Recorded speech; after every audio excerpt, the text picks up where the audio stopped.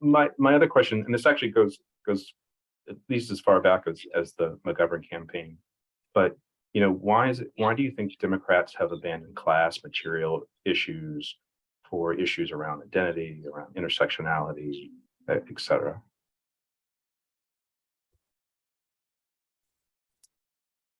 Well, suppose you're a Democratic representative.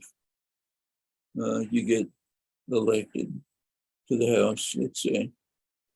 Now, what's the first thing you do? The first thing you do is get on the telephone to call the donors to make sure that they'll fund you in the next election. Because elections are pretty much bought in the United States.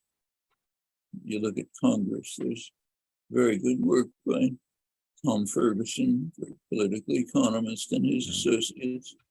The correlation between funding and electability is astonishing. You rarely get results like that in the social sciences. It's almost a straight line.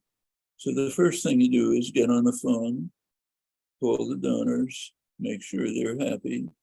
While you're doing that, a horde of corporate lawyers are descending on your offices to meet with the staff and to overwhelm them with all kinds of information, distortion, and basically write the legislation.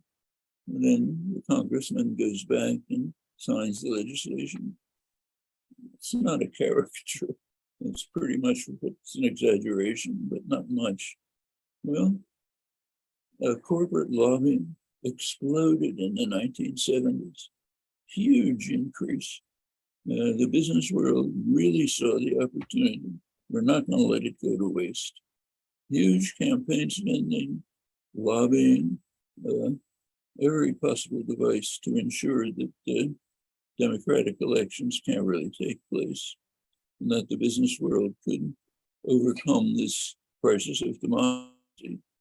Elites were really frightened by the activism of the 60s. It's worth remembering that. The activism of the 60s really civilized the society. It's a very different country than what it was. I mean, things that used to be perfectly normal then are intolerable now. Elite opinion didn't like this. It's threatening.